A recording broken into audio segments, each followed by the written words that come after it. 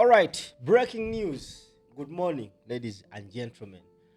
Webukeredde ku makya bassebo ne banyabo tukedde n'amawulire agategeeza nti omukulu amanyikibwa nga Kalangwa, chairman wa NRM mu Kayunga district afudde.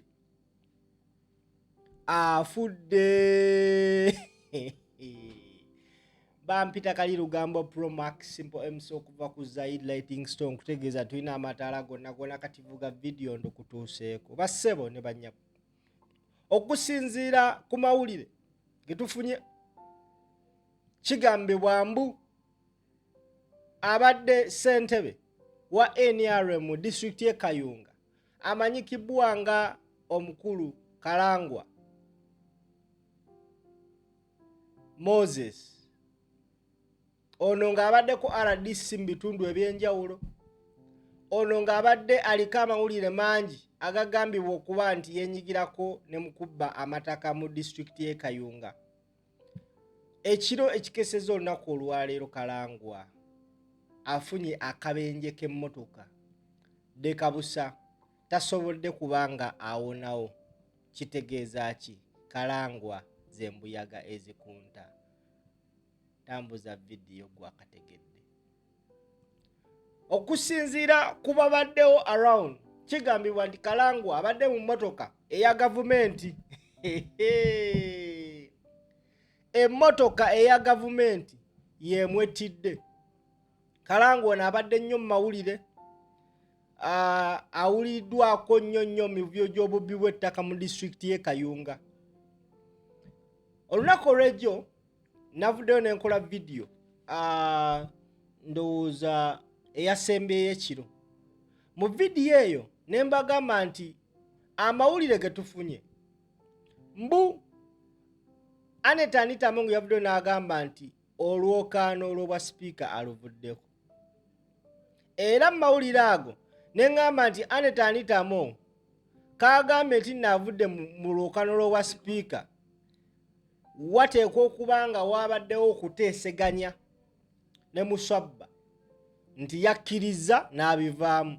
Era ne mbagamba temwewuunya nnyo nga ensonga eno bagivuddeko, amawulire ne bagakyusa ne bagabikka. Ebigambo ebyo nabyogedde mu vidiyo gye nakoze. Sigamba nti be basse Kalangwa.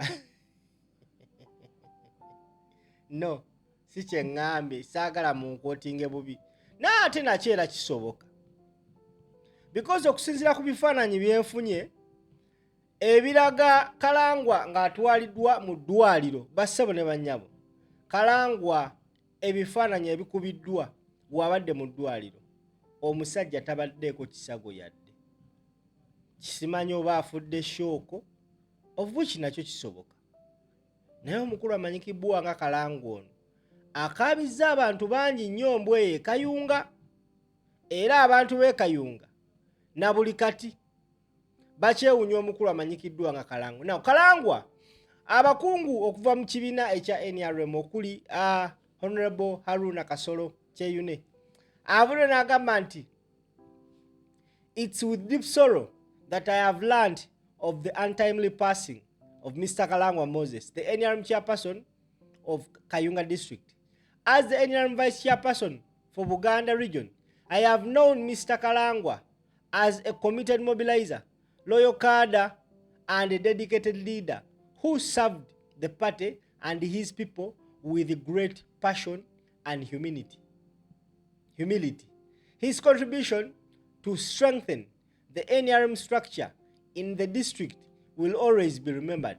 On behalf of the NRM fraternity in the Buganda region, my family, friends, and supporters, I extend my sincere condolences to his family, relatives, friends, the people of Kayunga, and the entire NRM leadership during this difficult moment. May the Almighty God comfort all those grieving and grant his soul eternal peace. Kalangwa ono abadde RDC wa Museveni bitundu ebyenjawulo, yatwalibwako emukono ewa Namboze nayo n'abajojobya, abaddeko e Kayunga eyo n'abajojobya, abadde akyala nnyo ku mikutu gya TV, naye nga enjogera ya Kalangwa bassebo ne bannyabo ebeera ya kubalaata.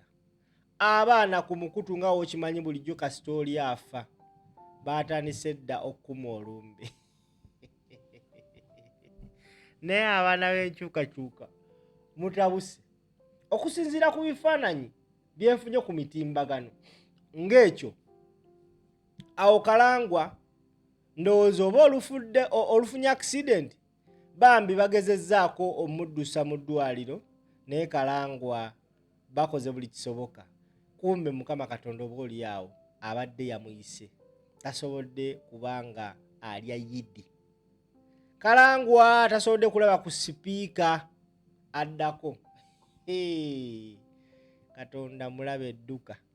Katonda alinga NRM n'akola ebirungi amutwala. Anyway, kyannaku nnyo to the family. Tewali muntu ayagaliza muntu kufa naye munne waliwo otuka ekiseera naye n'ogamba naye Kalangwa ono agava e Kayunga bamuteekako mu ssaga y'okufa kwa Ffeffekka Ssekibogo. Ffeffekka Ssekibogo mu mwaka gwa 2021 yawangula akalulu k'obwa chairperson wa district y'e Kayunga. Ffeffekka Ssekibogo yasangibwa ku muti kigambibwa nti yali yeetuze. Naye okusinziira ku bantu abali okumpi ne Ffeffekka Ssekibogo bali bagamba Ffeffekka Ssekibogo talina nsonga whatsoever eyinza muleetera kwetuga, era kyagambibwa mbu Ffeffekka Ssekibogo yattibwa buttibwa. Okategedde?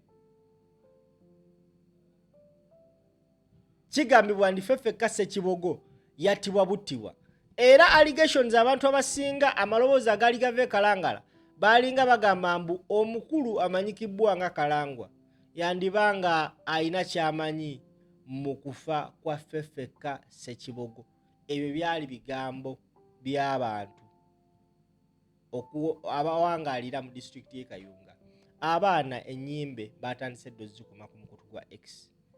Kasitola b'amaseppiti bwe gatyo nga gavuddeyo. Omanya abaana batandise okuma olumbe. Naye simanyi oba lwaki twatuuka wano eno. Bino byonna tebyaliwo mu ggwanga Uganda. Era nze sisobola kera kumakya kunenya muntu avuddeyo n'ajubileetinga ng'abantu abamu bafudde. Sikyabanenya because abantu abamu we babeera abalamu bava mu kujooga ne mu kusoomooza ne batandika okubalaata. Kalangwa y'omu ku bantu ababadde ku TV nga waba ku TV ayogera n'ogamba naye ddala ono Kalangwa ye eyatutonda yamutonda oba ye bamubumba mu bbumba lya njawulo. Bassebo ne bannyabo, Kalangwa tasobodde kulya yiddi. Oluvannyuma lw'okufa kwa Ssekibogo Ffeffekka, ekibiina kya National Unity Platform kyali kirina okwetaba mu by-election eyali e Kayunga. Bwe batyo bafrontinga omukyala Nakwedde Harriet okuba ng'akiikirira ekibiina mu kalulu k'okujjuza ekifo kya chairperson wa district y'e Kalangala. For the first time in history twalabako Museveni ng'agenza okukubira chairperson wa district akalulu. Era akalulu ako Nakwedde yakawuuta buva, naye Museveni ng'akozesa amaanyi g'omusajja ono amanyikibwa nga Kalangwa baafuba nnyo, baakola bukubiriro okulaba nga babba obuwanguzi bwa National Unity Platform. Ebyo byonna byali bikolimu ebyegatta ku Moses Kalangwa kati omugenzi. Mukama Katonda amusonyiwe ebyamusobako, naye abantu abasinga tebagenda kwogera nze kyenjogedde. Abantu abasinga bagenda kukonjera because abamu kati baatuuka ekiseera ne beetamwa ne banyiiga ne bakoowa baafuneko ku mutima olw'ebintu ebibatuusiddwako. Kigambibwa nti amataka agabbiddwa ku bantu e Kalangala ebitundu 75 ku buli 100. Omusajja ono Kalangwa abadde mu land scandals nnyingi nnyo mbu mu district y'e Kalangala okusinziira ku batuuze be boogera. Bw'atyo Kalangwa tasobodde kubanga alya yidi naffe, Omukama Katonda amuyise. Amanya bampita Kali Lugambo Promax. Simple MC ategedde vuga video.